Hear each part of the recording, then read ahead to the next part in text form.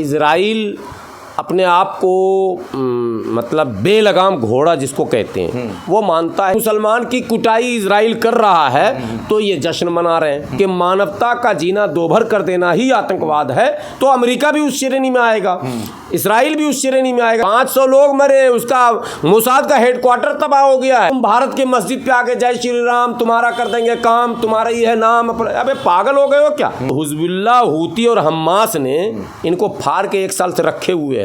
187-85 तकरीबन मिसाइल जो है वो टारगेट पर पहुंच गए, उन्होंने हिट किया। ईरान ने आज इजराइल पे 1 अक्टूबर की रात को जो है 181 मिसाइल दागी है। इसको लेकर पूरे जो है विश्व में गहमा गहमी है कि अब जो है विश्व युद्ध होके रहेगा। तो इन्हीं मुद्दे पे बात करने के लिए आज हमारे साथ हैं हाफिज़ गुलाम सरवर, जो कि यूनाइटेड संयुक्त मोर्चा के प्रवक्ता हैं। गुलाम सरवर जी, क्या कहना चाहेंगे? जिस तरह से आज 2 अक्टूबर है, बापू जहाँ अहिंसा का संदेश दे रहे हैं और विश्व जो है मतलब एक तरह से विश्व युद्ध के मुहाने पे खड़ा है। देखिए, विश्व युद्ध के मुहाने पर तो दुनिया खड़ी है, लेकिन बापू के भारत में अभी भी इतनी शक्ति है कि अगर भारत चाहे तो इस पूरे मंजर को, पूरे दृश्य को आज भी बदल सकता है। आपने सुना होगा, भारत में सदैव लोग ये कहते सुने जाते हैं कि हम विश्व गुरु हैं या बनना चाहते हैं। विश्व गुरु बनने की परिकल्पना हमारे यहाँ आम जनों में है।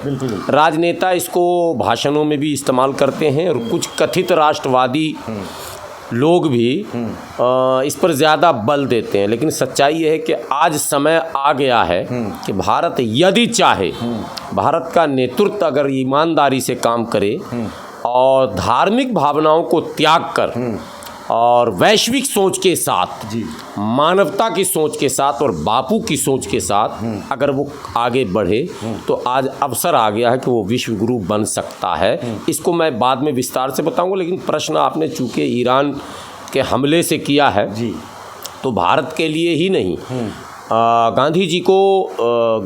गांधी जी की जो पहचान है वो ग्लोबल है।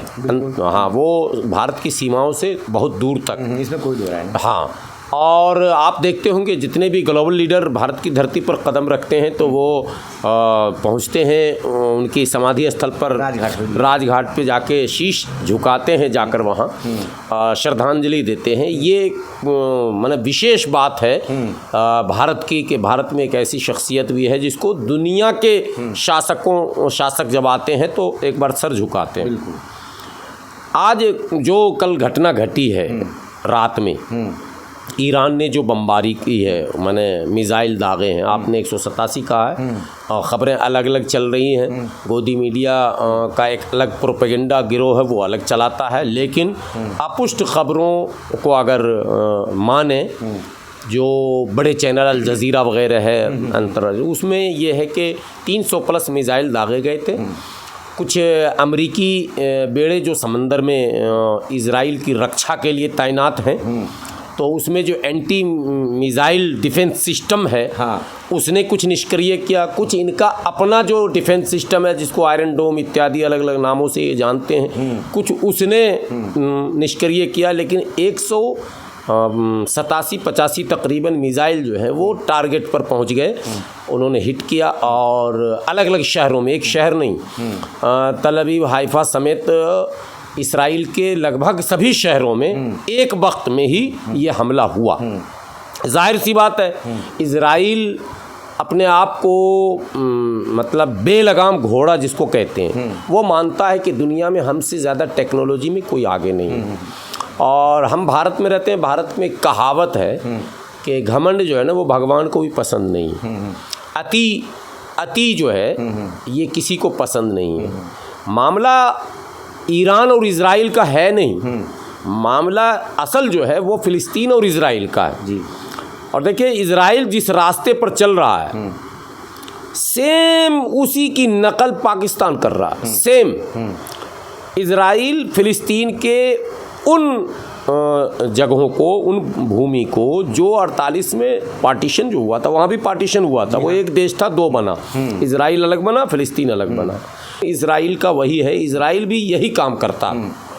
दूसरे की भूमि पर कब्जा करना, अपनी कॉलोनी बसाना, वहाँ अपने फ़ौज के ज़रिए, फ़ौज, ये टेररिस्ट भी तो फ़ौज के ही ड्रेस में आते हैं ना, वो तो नाम की बात है। पिछले साल अक्टूबर में जो हमला हुआ उसके बाद से, हालांकि विवाद तो ये बहुत पहले से चल रहा है, लेकिन पिछले साल जो अक्टूबर में इजराइल पे जो हमला हुआ, जो हमास गुट ने किया, उसके बाद से ये लड़ाई बढ़ गई और साफ साफ कहा जा रहा है कि हमास और ईरान जो है, ईरान को शैतान की धूरी कहता है इजराइल। मैं आ रहा हूँ। बड़े देखिए, ये भारत में ना पिछले 10-15 वर्षों से एक नए किस्म के अंधभक्त हैं। मुसलमान अगर बोल दे कि दिन है तो बोले ना, दिन हो ही नहीं सकता, रात ही है। एंटी मुस्लिम सोच ऐसा उनके दिमाग में घुसा दिया गया कि अगर मुसलमान पर जुल्म भी कोई कर रहा है तो ये जुल्म करने वाले के ही साथ खड़े हो जाते हैं। इनको ये नहीं नज़र आता है कि वहाँ मानवता का कत्ल हो रहा है, इंसानियत का कत्ल हो रहा है और गलत हो रहा है। बोले ना, मार कौन खा रहा? मुसलमान। बोला हाँ ठीक ही है, चाहे मारने वाला कोई भी हो, इनसे इनका कोई रिश्ता नहीं, इजराइल से इनका कोई रिश्ता नहीं, कोई भी रिश्ता नहीं। मगर इनका ये मानना है कि चूंकि फिलिस्तीन में मुसलमान है और मुसलमान की कुटाई इजराइल कर रहा है तो ये जश्न मना रहे हैं। ये जश्न मना चुके हैं। वो दृश्य आपने देखा कि नहीं देखा भारत में और सोशल मीडिया पर? जश्न तो लेबनान में, बेरूत में, इराक में और भी जगह चल रहे हैं। जब से ईरान ने जो है मिसाइलें दागी है तो कई देशों में जश्न चल रहा है और ये कहा जा रहा है कि अब जो है ईरान पे ये दबाव था कि वो मिसाइल दागे, वो इजराइल के खिलाफ कार्रवाई करे। मैं सीरियल से असल में वहाँ पहुँचना चाह रहा हूँ जिस जगह आप पहुँचाना चाह रहे हैं। ये कि हमास को कहते हैं कि आतंकवादी। हमास जो है विशुद्ध रूप से फिलिस्तीनी मुक्ति संगठन है। वो बात समझिए, फिलिस्तीन की मुक्ति के लिए लड़ने वाला। अब मैं एक बड़ी बात बोल रहा हूँ, हम शहीद, अभी आपने बापू का नाम लिया, बापू को जेल अंग्रेज ने भेजा था।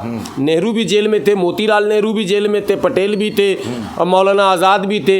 ये तो जेल वाले हो गए। अब शहादत वाले, हमको गर्व जिस पर है, शहीद आज़म जिनको हम कहते हैं, हम जिनकी शहादत दिवस को हम मनाते हैं, तो वो शहीद कैसे हुए थे? किसने शहीद किया? फांसी किसने दी थी? किसने फांसी दी थी? अशफाकुल्ला खां को किसने फांसी दी थी? और राम प्रसाद बिस्मिल को किसने फांसी दी थी? अब क्या कहते हैं, आज़ाद साहब को कौन, भगत शेखर आज़ाद, हाँ। भगत सिंह को किसने फांसी दी थी? तो ये फांसी किसने दी थी? अंग्रेज़ों ने दी थी। क्या कह कर दिया था? कहा था ये आतंकवादी है। अब भारत के हम उन कथित देश प्रेमियों और कथित राष्ट्रभक्तों से पूछता हूँ कि वो आतंकवादी थे या देश प्रेमी थे? बताओ। ये जो हमारे शहीदों की सूची है, ये आतंकवादी थे? खुदीराम बोस आतंकवादी थे या माने देश के लिए लड़ने वाले लोग थे? अरे देश के लिए उन्होंने अपने प्राण की आहुति दी, देश के लिए, देश के लिए, यानी कि भारत के लिए। इसीलिए हमें गर्व है। तो वो जो हमास जान दे रहा, वो फिलिस्तीन देश के लिए दे रहा। हमास 10 दशक, अब 8 दशक हो गए भाई, तब से कह रहा है कि भाई तुम अपनी सीमा में रहो, हम अपनी सीमा में रहेंगे। ये सीमा विस्तार की नीति तो चीन की और पाकिस्तान की है और यही इस्राइल की है। तो विस्तारवादी सोच और आक्रमणकारी सोच का तो विरोध होगा ही होगा। सो वहां भी हुआ, कब्जाधारियों के खिलाफ तो युद्ध होगा। सो हिजबुल्ला, हमास जो कुछ कर रहा है वो इजराइल को उसकी सीमा में रहने के लिए बाध्य करना चाहता है। इजराइल अपनी सीमाओं का विस्तार चाहता है, हमेशा दूसरी कॉलोनियों पर कब्जा करता है। फिलिस्तीन के आधे भूभाग पर वो कब्जा किए हुए और अब तो पूरे गाजा पर उसने कब्जा कर रखा, बर्बाद और तबाह कर दिया है। तो जब इधर से मज़ाहमत होता था, इधर से जब प्रतिरोध होता था, तो आप आतंकवाद कहते थे। अब ईरान ने हमला किया, अभी बताओ ईरान आतंकवादी है या देश है? कह रहा हूँ, नेतन्याहू ने पूरे इजराइल को दांव पर लगा दिया, जो बाइडन ने पूरे इजराइल को दांव पर लगा दिया। और सुन ले जो बाइडन कान खोलकर, कितनी बड़ी ताकत दुनिया की क्यों ना सामने आ जाए, उससे बड़ी ताकत कोई धरती पर नहीं है जो धरती को चलाता है।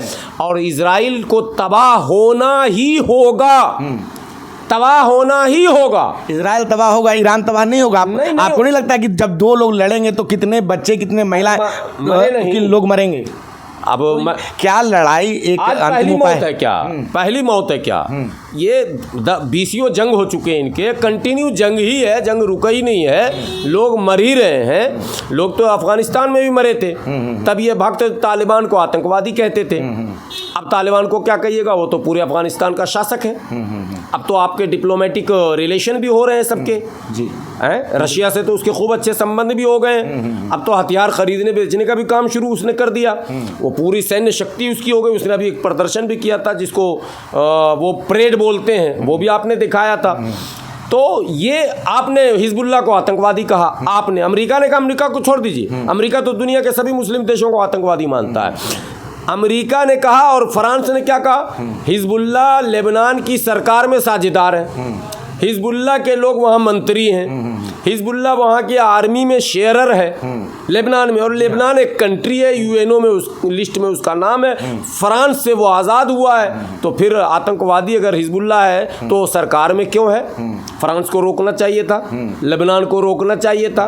तो ये तर्क कहीं से फिट नहीं बैठता।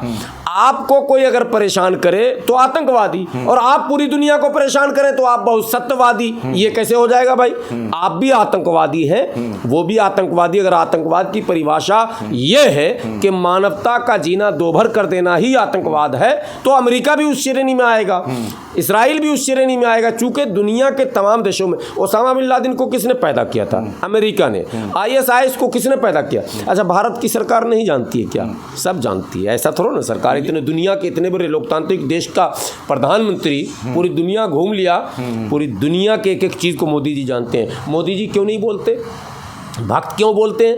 मोदी जी ने तो आज तक नहीं कहा। मोदी जी ने न खुलकर कभी इसराइल का साथ दिया। एक डिप्लोमेसी होती है, अच्छा आपके यहाँ हमला हुआ, बहुत गलत हुआ, तो ये तो बोलना ही पड़ता। डिप्लोमेसी, भारत जो है गुटनिरपेक्ष देश है, भारत की अपनी डिप्लोमेसी है कि इसराइल के भी साथ हमें, फिलिस्तीन के भी साथ हमें। लेकिन यहाँ एक नई फौज पैदा हुई है जो सरकार के इस सोच के विपरीत, अटल बिहारी वाजपेयी स्वर्गीय के सोच के विपरीत, फॉरेन पॉलिसी के विपरीत, टीवी चैनलों पर लगातार हिजबुल्लाह आतंकवादी है, उसको ढेर कर दिया, उसको मार दिया, और यहाँ जश्न मनने लगा सोशल मीडिया पर। तो ऐसे में ऊपर वाले ने ईरान को पैदा किया है। अच्छा, जो जैसे रावण के लिए राम आए थे, वैसे इसराइल के लिए ईरान आया है। अच्छा, कुछ लोग जब भारत में ये बात करते हैं कि नसरुल्लाह को मारा गया, तो आखिर लखनऊ में प्रदर्शन क्यों हो रहा है? इस पे क्या कहेंगे? क्यों नहीं होगा?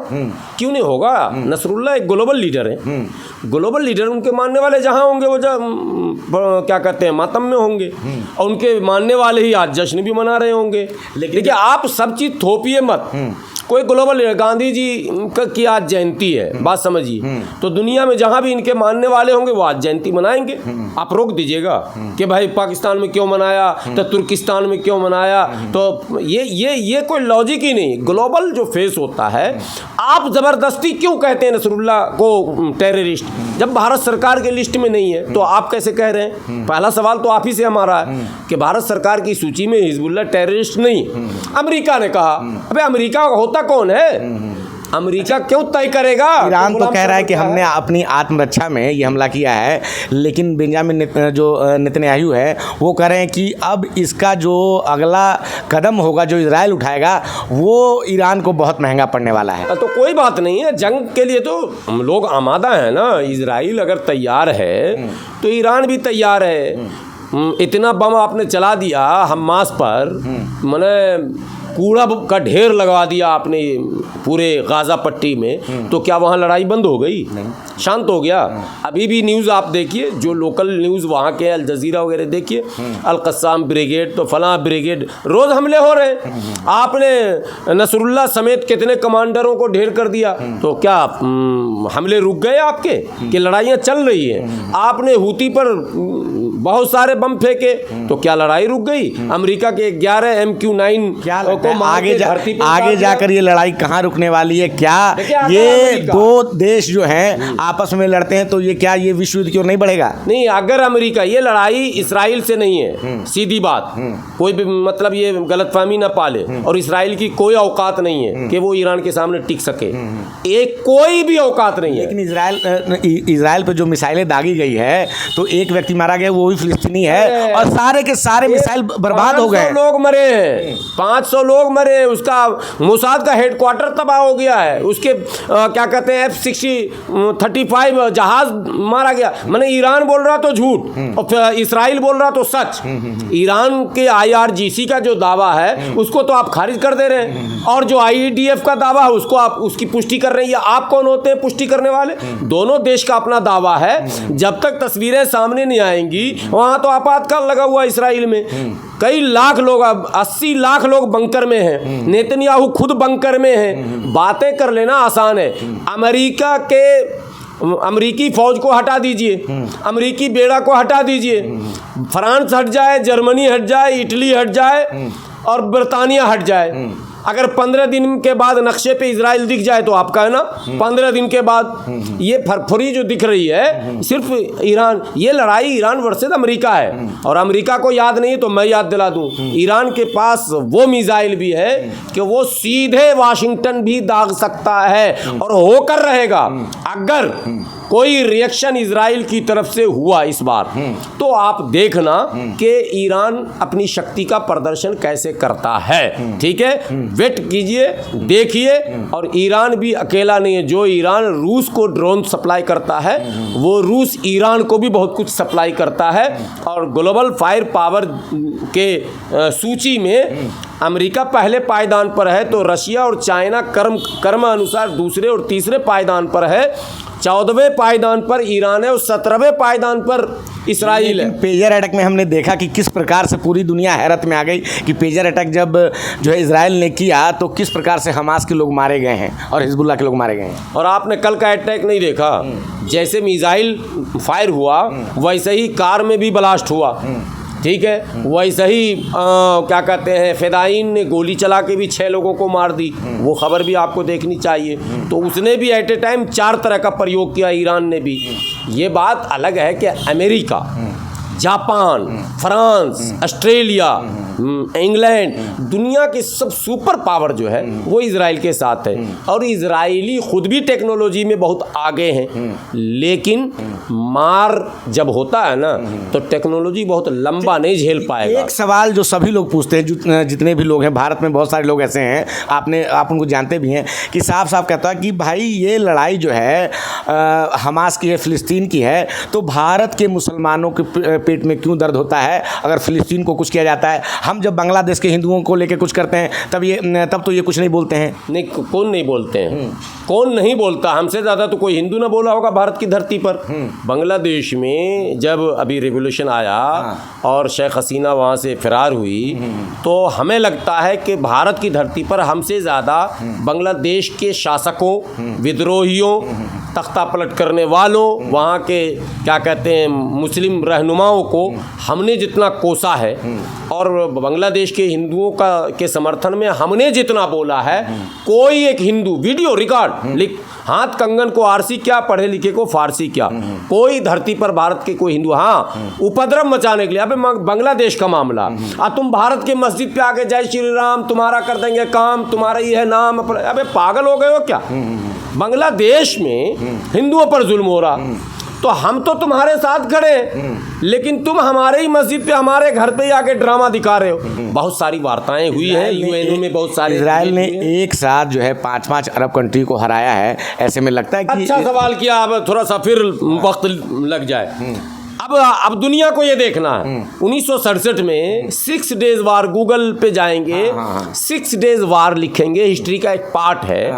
और 6 डेज वार का मतलब 6 दिन में पूरे अरब को घुटने टिकवा दिया था इजराइल ने, देश को, संगठन को नहीं, देश को। तो अभी 1 साल पूरे, 6 दिन के बाद 1 साल पूरे हो जाएंगे, 7 अक्टूबर। बिल्कुल बिल्कुल। और अभी देश तो कोई इन्वॉल्व, कल पहला देश दाखिल हुआ ईरान, अब तक तो देश नहीं था। लेबनान की सेना तो नहीं काम कर रही, सिर्फ हिजबुल्ला कर रहा। इजराइल की, फिलिस्तीन की सेना तो नहीं है, वो तो हमास है। यमन की सेना तो नहीं है, वो तो हूती है। तो हिजबुल्ला, हूती और हमास ने, अगर ठेठी भारतीय भाषा में बोलूँ तो कुछ गलत शब्द मैं बोल दूंगा, मगर नहीं बोलूँगा, इनको फाड़ के 1 साल से रखे हुए हैं। और इनकी हालत ख़राब है, बाप दादा सबको इन्होंने बुला के रख लिया। 50,000 अमरीकी सैनिक है वहाँ, कितना 50,000 अमरीकी सैनिक उसकी रक्षा में है। क्या मतलब, अभी तो कोई देश कूदा ही नहीं। तो ये बदलाव आप देखिए कि 67 में 6 दिन में घुटने टिकवाए थे, आज 1 साल में न हमास साफ हुआ, न हूती साफ हुआ, न हिजबुल्ला साफ हुआ। अगर देश कूद गया बेटा तब क्या होगा? अब कूद गया ना आज पहला देश, अभी इसी से निमट लो, आगे देखा जाएगा, घबराने की कोई ज़रूरत नहीं। तो क्या आप क्या संदेश देना चाहें? क्या आपको नहीं लगता है कि दोनों देशों को मिल बैठ के बात करना चाहिए? हाँ। इजराइल और अमेरिका को पहल करना होगा। फिलिस्तीन को पूर्ण आज़ादी दी जाए, फिलिस्तीन को स्वतंत्र राष्ट्र घोषित किया जाए, उसकी सीमा तय की जाए, सीमा घेरा जाए, वहाँ एक लोकतांत्रिक सरकार बनाई जाए और दुनिया में शांति, मिडिल ईस्ट में शांति की स्थापना की जाए। जब तक अमेरिका ये ड्रामा करता रहेगा तब तक शांति नहीं हो सकती है। शांति के लिए शर्त है कि सीमा जो है, जो एक्चुअल है वही होगा, तब शांति होगी। अगर सीमाओं का उल्लंघन होगा, आप कहेंगे शांति संभव नहीं है। पाकिस्तान बोले शांति तो हंसी नहीं आएगी आपको। एक तरफ तुम आतंकवादी भी भेजोगे, दूसरी तरफ शांति। सेम यही काम अमेरिका बोल रहा, शांति होनी चाहिए। अबे तो शांति तो 2 मिनट में हो जाए। तू इजराइल को जो पाल कर रखा उसको कह दे भाई अपनी औकात में रहो। तुम दुनिया में सुपर पावर बनना चाहते हो तो अपनी सीमा में बनो ना, कि कब्जा शुरू कर दोगे। कब्जा किसी का बहुत दिनों तक नहीं रहता। भारत में भी आया था, तुगलक आया, बलबन आया, ऐबक आया, मुगल आया, खिलजी आया, अंग्रेज आया, सब आया राम और गया राम। ये होना ही होना है। हम अपने देश में दूसरों को कब तक रहने देंगे भाई? आप अपने घर में किसी को कब्जा करके रहने देंगे? अंतिम दम तक कब्जा छुड़ाने के लिए लड़ाई आप लड़ेंगे और आप थक जाएंगे तो आपके बच्चे लड़ेंगे। तब तक लड़ेंगे जब तक के घर से उसको बाहर नहीं कर देंगे। ये एक रूल है, नियम है, उसी का पालन फिलिस्तीनी कर रहे हैं। जान तो दे रहे हैं लेकिन वो झुक नहीं रहे। और आखिरी बात, वो कभी भी नहीं झुकेंगे, चाहे उन्हें जितनी भी शहादत देनी पड़े, वो अपनी ज़मीन लेकर ही दम लेंगे। तो हमारे साथ अभी बातचीत कर रहे थे हाफिज़ गुलाम सरवर, जो कि कल रात में ईरान ने 180 से ज़्यादा मिसाइलें दागी हैं। हालांकि गुलाम सरवर साफ करें कि ये 400 से भी ज़्यादा है। अलग अलग खबरें चल रही है, सोशल साइट्स पे बहुत सारी तस्वीरें वायरल हो रही है कि किस प्रकार से इजराइल में जो लोग हैं बंकर में छुपे हुए हैं। और लगातार अमेरिका कह रहा है कि दोनों पक्षों को शांति रखनी चाहिए। ईरान जो है, ईरान ने साफ साफ कहा है कि आत्मरक्षा में उठाया हुआ ये कदम है। इजराइल कह रहा है कि ईरान को इसके परिणाम भुगतने पड़ेंगे। क्या है आपकी राय? छोटी सी बातचीत पे आप अपनी राय हमें ज़रूर बताएं। मैं रंजय कुमार, कैमरामैन श्रवण के साथ नेशनल दस्तक। धन्यवाद। नेशनल दस्तक की आपसे गुजारिश है कि अगर इसको बचाना चाहते हैं तो नेशनल दस्तक को सब्सक्राइब करने के लिए रेड कलर के सब्सक्राइब बटन को दबाएं, फिर बेल आइकन की घंटी दबाएं। नेशनल दस्तक को बचाने के लिए बहुत ज़रूरी है कि हर खबर को शेयर करें, लाइक करें, कमेंट जरूर करें।